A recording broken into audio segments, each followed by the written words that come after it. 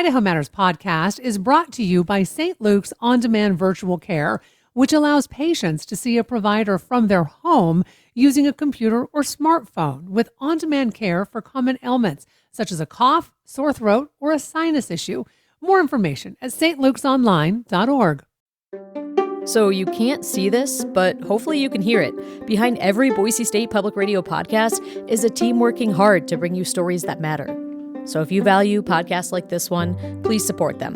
Hit donate at boisestatepublicradio.org. Thanks.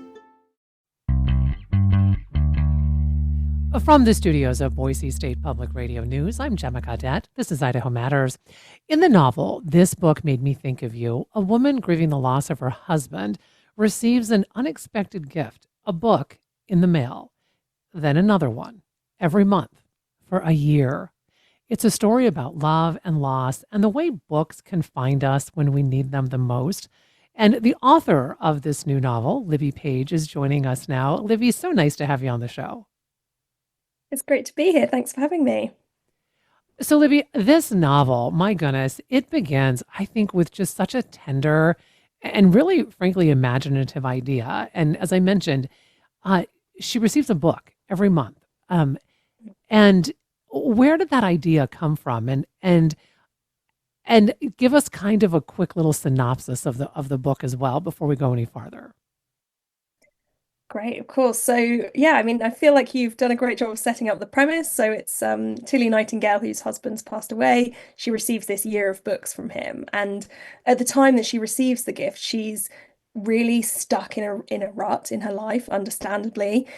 She's a really keen reader, but she hasn't been able to read since he passed away because she's so consumed by her grief. And the books that she receives from him really help her both through her grief, but also to reconnect with her love of reading. And each book is intended to help her in some way in her journey, but also they send her on some literal journeys as well, some literary inspired adventures over the course of the year.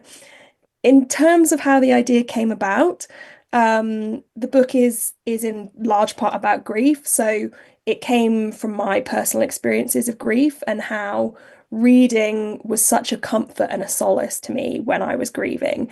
And I think that real escapism of books, I think, is just something that can't really be overstated. It can be a refuge for you when you're going through tough times in life.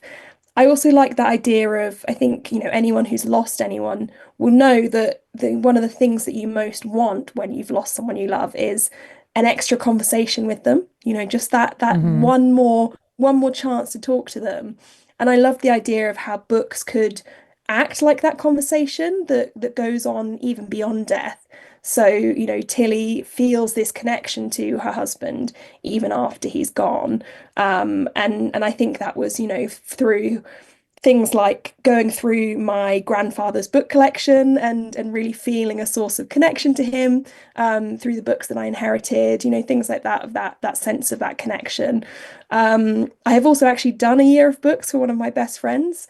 So that kind of came into play as well, that idea of I sent her a book a month over the course of the year for her 30th birthday. I live in the UK. She lives in Paris. So it was sort of that a connection between the two of us. We don't live in the same place. So every time she received the book, she'd message me and tell me what she thought about it. And it was that kind of connection. So I think those things coming together, the sort of desire to explore grief and how books can be a real source of solace during grief, and also that the year of books idea that I had gifted to my friend. It was really obvious that grief is such a center part of this story, but the book amazingly never feels really heavy or bleak. How did you approach writing about loss in a way that frankly was very honest? I have lost both my parents. I have lost, 3 brothers. I mean, that grief felt very real to me reading the book, but there was a comfort in it as well. So how were you able to do all of that? Well, firstly, I'm glad that you felt that, you felt that about the book, especially having experienced so much grief yourself, to feel that it rang true is really important to me. And I think very much does come from, drawing on my own experience. When I was writing the book, I'd lost two family members who are very close to me, as really I was in the thick of grief as I was writing it. But I Mm, guess to kind of how I made it still feel, I hope, escapist, I guess I was sort of, for me, writing was an act of escape as well as reading. So I think actually it was, that desire to it was that desire to escape into my writing and creating a story that really, really helped me during that time.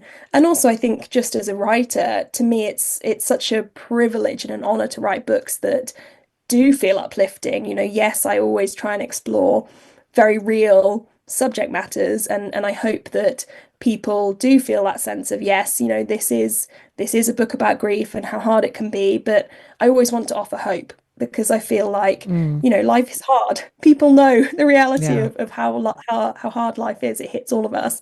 And I think when someone sits down to read, I want to take you on a journey, but for you to ultimately feel in safe hands, to feel like, okay, we're going to go to some dark places, but ultimately you'll be lifted out of it as well. And I think some of the things perhaps that do that in the novel are, there's a real sense of friendship and community in there. There's just the fun of some of the adventures she goes on. She does a lot of travel all around the world, which I think, brings that escapist element. And then there is also, this hint of, perhaps a new romance for her in her future as well. So, really thinking about offering that hope of a new life for her was really important to Mhm. me. Joe, Tilly's husband, he makes this decision to leave her this year-long trail of books. And Tilly has no idea. I mean, she basically gets a phone call asking her to come to this bookstore. And then she finds out about this.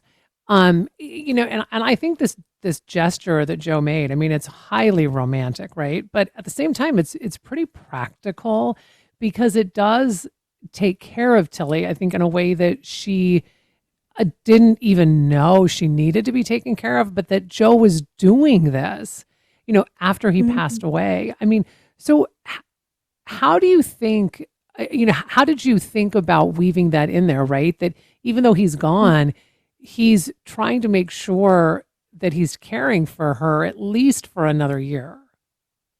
Yeah, definitely. And I think you see that in some of the book choices. I mean, I don't want to give too many spoilers, but I think one Hmm. of the books early on is a cookbook, for example, because he was the cook in the relationship. And I think I really thought about, okay, what if I were to leave a gift like this to someone that I loved, what kind of things would I want? What things they need help with, and that might be practical things as well as emotional things, and sort of all those sort of phases you go through in grieving. And some of it is that kind of more practical side. So I definitely wanted it to be as well, I guess, a reflection of their relationship and what they meant to each other and sort of the Hmm. roles they played, and so that it does feel like he is there alongside her and sort of helping her through that year in quite an involved practical way. For each book there's a letter that accompanies the book choice, so that you also get that voice of Joe as well explaining the choice. Hmm. And some of the books immediately make sense to her, some of them it takes her a while to come to terms with, some she's quite resistant to. I mean, she's quite resistant to the whole concept at the beginning because she's so eager to get all of the books in one go. But the idea is no, one every month, so that, like you say, it feels like he's there with her throughout that whole year. But yeah, I wanted to make sure that actually there is this idea of her being challenged a little bit as well by him, of he's sort of pushing her to do, which I think is what she's not ready to do at the start of the book, which is move forwards with her life. Well, and it's interesting too. I mean, just like you said, the books aren't like just objects, right? They're not just a book. I mean, I think they're some of the books really become companions. As you mentioned the cookbook, right? So that's kind of a guide for Tilly, Mm. because she, practically she needs to cook.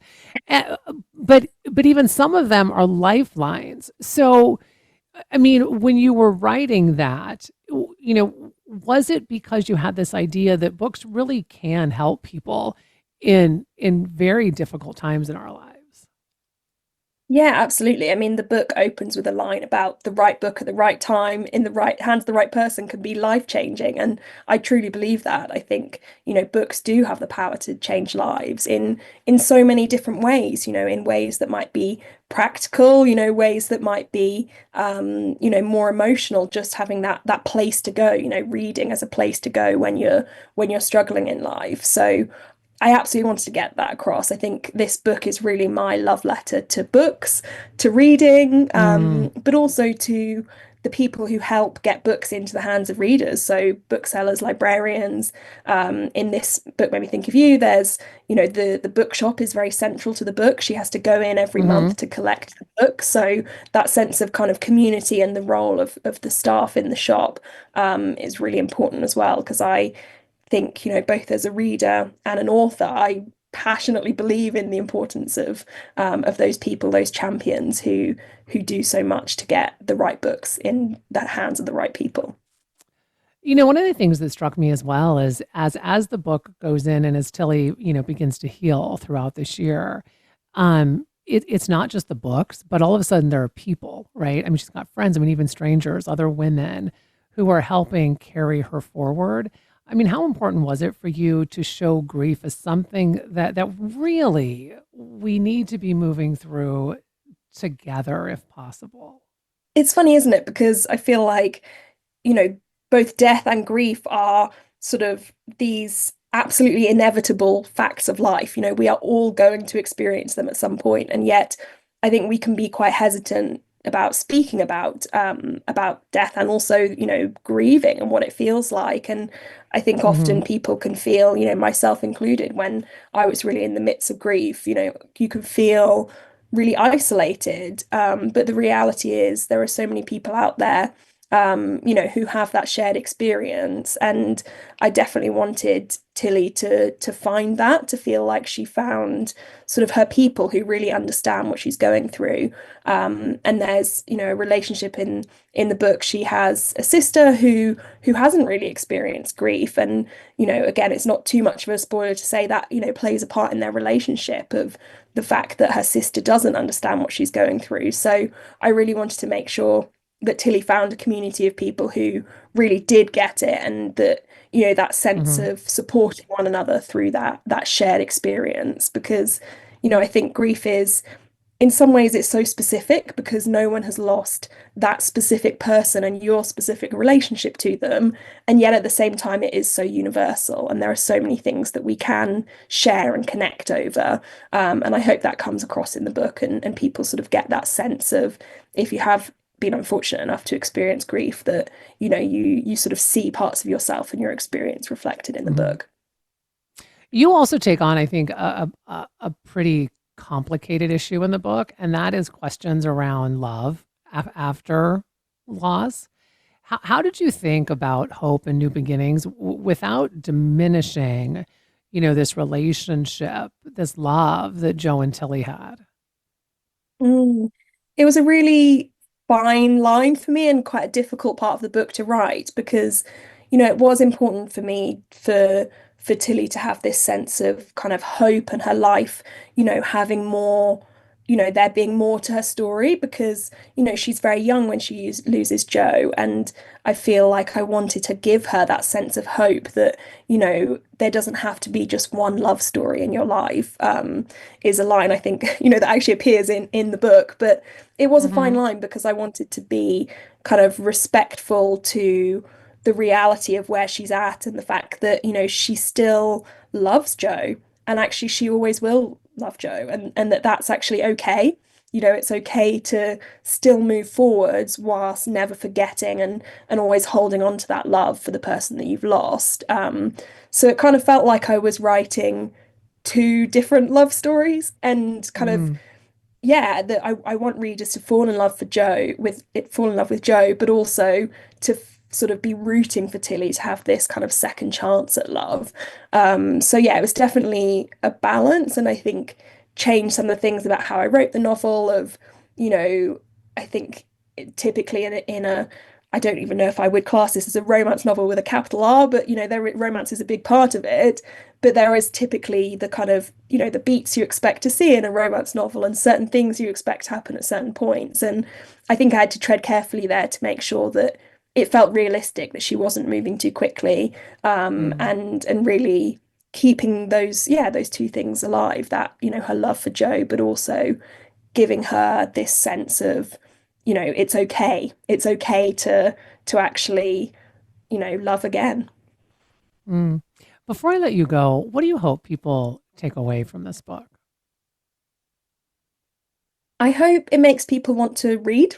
As well as the 12 books that sort of form the backbone of the story, there are also, think I mentioned over 60 books in this book, Made Me Think of You. Each month starts with a list of book recommendations. So I think if you are in a bit of a reading slump, or maybe, yeah, you just haven't picked up a book for a while, I hope that it really reignites your love of reading. Maybe you haven't read a book in years, and actually, if this was something that got you into reading again and made you want to go and read some of the books recommended, that would be amazing, because I think, reading is just it's such an important part of my life, and I think brings so much to my life, that I'd love to kind of share and champion that. I guess I guess also just this sense of hope, really. That Hmm. at the start of the book, she's in a really low place, but this idea that actually, there can be another chapter. When you think your story's written, just hang in there, because you kind of never know what's going to happen next, and that actually, that part still to come might be really precious and really beautiful, but you just kind of can't imagine it yet. Well, I want to thank you so much for taking time to talk with us. What a beautiful book you've written. We've been speaking with author Libby Page about her new novel, This Book Made Me Think of You. And thanks so much for listening to Idaho Matters from Boise State Public Radio. Do you have thoughts about today's episode? Make sure you email us at idahomatters@boisestate.edu or reach out on our socials. And you can also listen to Boise State Public Radio podcasts, including Idaho Matters, on YouTube. Hi, Idaho Matters podcast listeners. If you're on your smartphone right now, or if you have it nearby, I wanted to pop in to tell you about something to check out. Boise State Public Radio is now on Nextdoor. Here's what that means: trusted local news, thoughtful reporting, and stories from across Idaho right along your neighborhood updates. If you already have the Nextdoor app, you're halfway there. Just search Boise State Public Radio and hit follow.